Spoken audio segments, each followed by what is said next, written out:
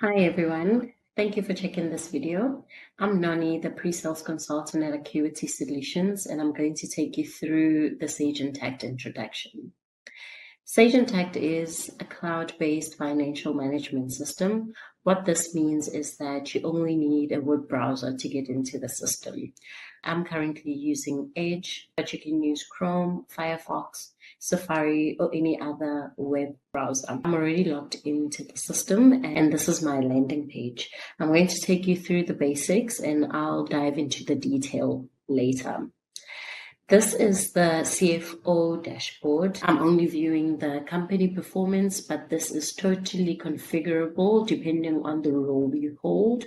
This is what the CFO would like to see. And when I go to the controller dashboard, it will focus on the controller's important aspects of the business. I have the applications menu with all the modules I have access to, and each module has its sub-modules, which you can bookmark areas that you'll be constantly using to enable quick access.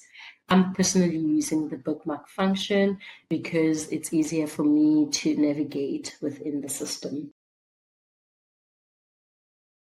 Next up, I'm going to take you through how the system is structured on an entity perspective to show you how multiple entities can be managed in a single instance database. The benefit of multi-entity accounting is that you can share data across all the locations in real time, and it eliminates the manual task to consolidate. So as we can see here, I have the purple box. Here is the top level that holds all the shared data, like your master files and any other data that will be accessible in all the other entities. And a green box represents the individual entities. If you can see, I have the Australia, Canada, holding companies, South Africa entity, the US, the UK, and they all have the currency that they are using. And I have the blue box, which is what we call locations or branches within the entity. Now, with the structure, I can report from this level, the entity level, or the location or branch level, and I can report again with the South Africa entity, and the branches roll up in the South Africa entity. And by managing more than one entity within the system, it allows you to perform inter-entity transactions. Within my entities, I can easily create one side without going in and out of different systems to go and create the opposite side of the transaction. As I've mentioned inter-entity transactions before, I'm going to look at an example of how you can perform an inter-entity transaction within the system. What I'm going to do is to place a journal in the system, give it a description, and say the source entity is South Africa. From here, I can add the journal information, enter the location, South Africa, department is marketing, and say it is a marketing charge that I want to apportion across the entities. It's a debit of 100 Rand, and I can have another leg for a different entity. Again, from the marketing account, put it as a debit, which is 100, and I'm going to add another leg to the entity going for marketing, and it's a charge going to our accrued expenses, and that's a credit for 200. So as you can see here, I have a journal with 3 legs, and you can see that this journal balances. I have 2 100s and another leg for the 200. This journal balances, but it does not balance in the entities. So if I go ahead and post this transaction, what the system does, it will pick up that this is an inter-entity transaction and go and post additional legs. If we go ahead and look at the result of our journal quickly, here's an example that I've just posted. And the moment I posted the journal, the system went ahead and automatically created the inter-entity posting to balance the journal and its entirety. Not something that you'll have to think of doing yourself. As you can see over here, I have the inter-entity posting to balance the journal. And the way the system is able to do this is from a mapping table that you set up. If I go and have a look at the mapping quickly, as you can see, I have different mappings of different GL accounts. That's how the system knows which account to post to in an inter-entity perspective. While I've used the journal as the example, you're not limited in only the journal, but you can use inter-entity transactions in other areas as well. For example, if one entity pays on behalf of another entity using their bank account, the system will then produce the balancing transaction without you having to do it. And that is how the system is structured in a multi-entity perspective. Now, let's talk about how you can report from different levels using dimensions. Intacct is a dimensional system, and what I mean is that most legacy systems use the segmented chart of account, but in Intacct you have your natural account and the dimensions represent your different segments. Just to highlight the strength of dimensional accounting on transaction level, on the entry level, for example, I have the account column for my natural account, the transaction amount, and I have different dimensions such as department, location, class, project, which you can tag to your transaction to be able to slice and dice your data so that you can have more meaningful reports and a simplified chart of accounts.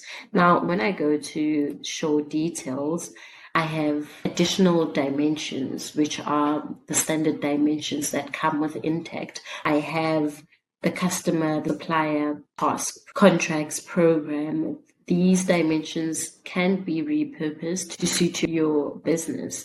And what this transaction actually means, it means that I can analyze my transaction by department, by the location, and on report level, I can choose to filter using these dimensions that I have tagged within my transaction. Now I'm going to dive into the power of dimension in reporting. In this section, I'm going to take you through dashboards and reporting and how dimensions affect reporting. As you can see at the top of the dashboard, I have this entire dashboard filtered by the date, by the location. Now location is one of my dimensions, which I can add more dimensions to be able to filter the dashboard by. So when I go to dashboard properties, I can hover over to filters and select the dimensions that I would want to filter my dashboards by. So I have this dashboard filtered by my location date. Excuse the 2019 date. I'm using sales demo environment. I filtered this whole dashboard by the location 700, so I can show data for the UK entity. And if I hover over to the UK, the dashboard will be rerouted to show me the UK data. As you can see, the currency has changed to pounds because it's filtered by the UK location, and you can change the location to any other entity. If you take a look at this, what we have here is various components on the dashboard, like your performance cards, which are your KPIs, and we have graphs for visualization, and we have our standard reports, which are your columns and rows, which I'll look into on another dashboard. You can perform performance cards to set KPIs and see how you're tracking at a glance instead of running a report.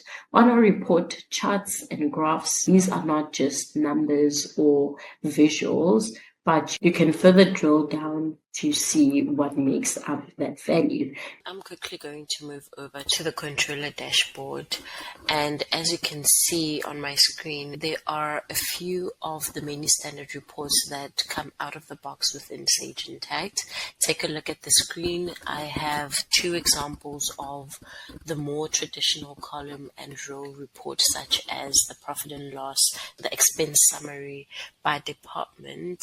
And remember, I said you can and drill down anything in blue from the dashboard to make it easier to look into the underlying data. As you can see here, I've drilled down to the report level, and you can drill down further to detail. I'm going to focus on the profit and loss actual versus budget report, just to show you how dimensions can simplify your reporting.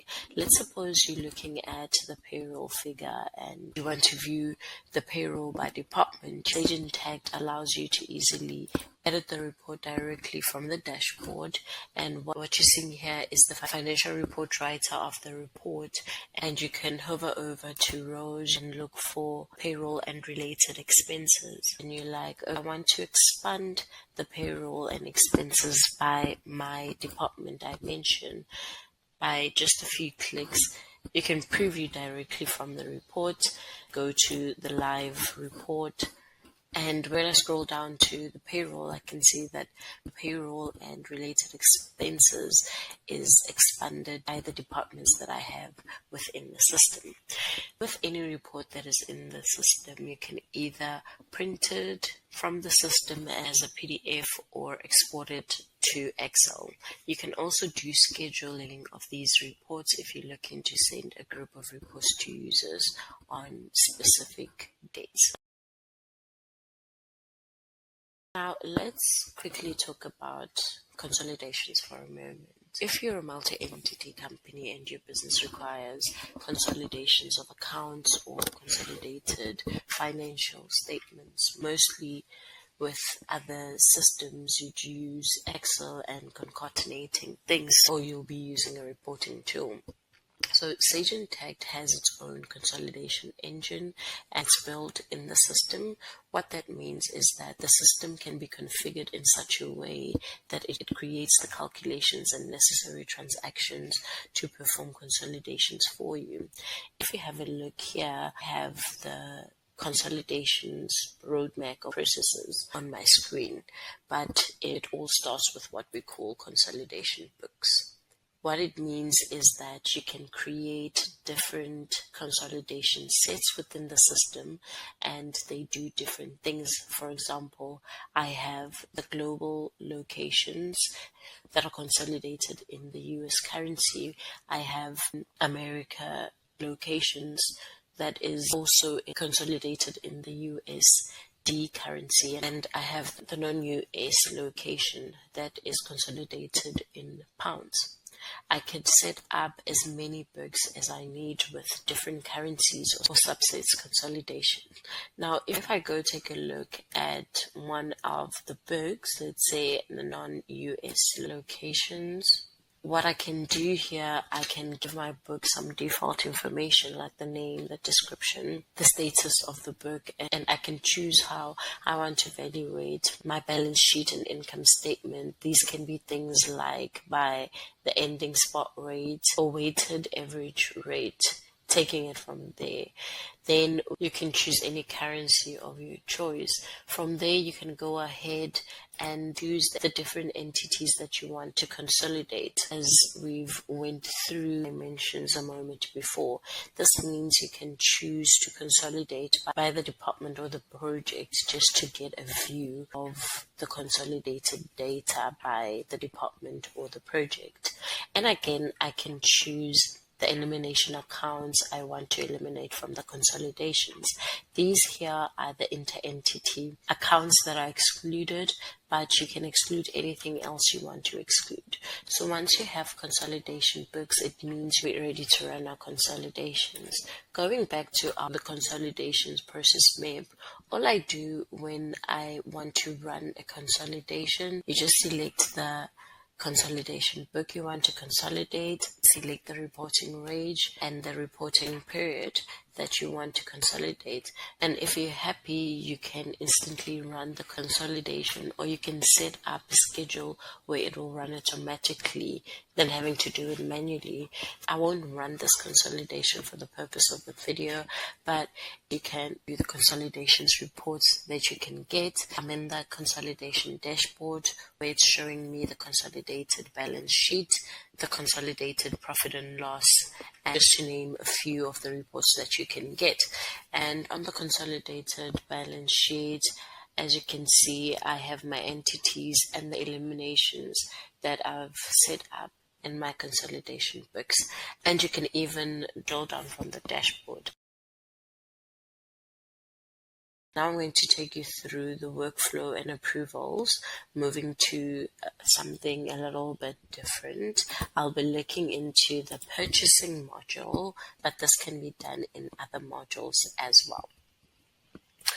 What I'm looking at here is the process map of the purchasing module, and in this section we're going to be looking into the task area, which is looking into different transactions. As you can see, you can create a purchase requisition, convert into the purchase order, then it goes for spend management if you have it configured. Once it's validated, it will go through the approval workflow. You will receive the goods and create an invoice. These transactions can be managed to suit your business. For example, you can create a requisition and go straight to the purchase invoice, meaning that you can create your own workflow. Having set up our workflow structures, another thing we can do is to apply our approval policies to our structures. Quickly going to go into purchasing configurations to view the approvals. So if I just quickly take a look at the approval section, we have the general settings here, where you can decide if you want to enable the setting or not. Do we require supplier approvals, and what should happen when the transaction is being modified once it's been approved. The system can generate emails if something is sent to be approved, and alternatively when there's something to be approved. Now let's have a look at the approval policies. As you can see here, I have the list of different transactions, which are your purchase requisition, purchase orders. I'm just quickly going to hover over to the purchase requisition transaction definition here. And what we can do here is to define the rule type. You can choose a specific user like I have here. For example, I have Emma here that will approve all the spends, but you can choose the value approval or any of the rules here. Now, cancelling this one, going back to the configurations page, I can enable delegations as well if the approver happens to be out of office. Now what I'm going to do here, I'm going to log into another user's account to create a purchase requisition. And I'm logged in as Lisa. I'm going to raise a purchase transaction. Now, what you can do is to enter all the default information. Vendor is Vision Post, and you can attach a file related to the order. This can be anything like a picture of the item, for example, or any other related file for this order. Now we go ahead and add the details, office supplies, and the price is 150, and I'm just going to quickly go to show details and choose the location for my transaction and hit submit. Once we've submitted the requisition, it's added in the list and the state of the requisition is submitted, and depending on how the system is configured, the approver might get an email. So Emma didn't set up the option of getting the email, and alternatively we have another way of accessing the transactions that needs to be approved from the system. Going back to Emma's account, I'm going to go to where you can approve transactions from the system, and this is where you will find the list of transactions that are waiting to be approved. So I'm going to approve one transaction, select the transaction and approve. So once the transaction is approved, not only does the status change to pending, but you have the option to convert to the next process, which will be your purchase order with spend management. And all the captured information from the requisition will be on the order. When I scroll down, I have show spend inside, meaning that I have the spend management configured, which is a proactive validation tool that validates your spend against your budget. Now going to the show insight. When you're done reviewing your order, you can post your transaction, and depending on the workflow, you can convert from the purchase requisition directly to your invoice. And what's nice about Intacct, when I go and take a look at the purchase order that we've just posted, we can have a full transaction view. We can see which transaction was converted to which transaction and who created the transaction and who modified the transaction. And when I look here, I have a functionality called the Collaborate in Sage Intacct, where you can send a message directly to a user if you have any comments, questions, or concerns on the transaction. So I can just send a message to Lisa to go ahead with the purchase and share, and depending on the setup that Lisa has, Lisa can get an email with the message that has been sent by Emma,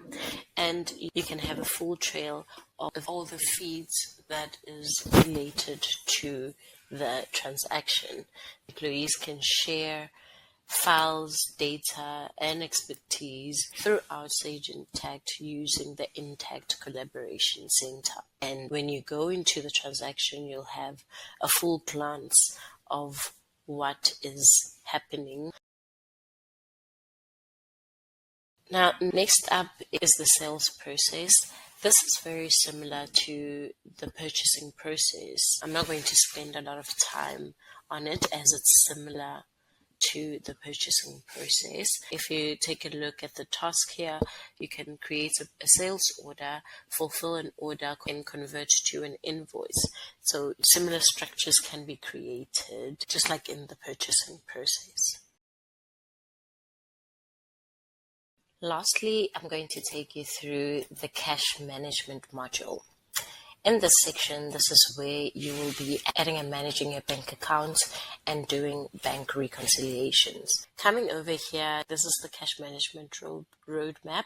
I'm going to go to the current accounts and list of the bank accounts that I have in the system, and I'm going to hover over to the 700 check, and what you'll be able to see here is the bank information. I'm going to move to the banking cloud, and what you see here in the bank cloud is that you are able to connect your bank account directly to Sage Intacct. And as you can see, the status is connected here. What this enables you to do when you go to reconciliations, you can pick some of your criteria, 700, which is the bank, and as soon as I hit continue, what the spinning alley is actually doing is connecting to my bank account, and it's going to pull in all the transactions from my bank account.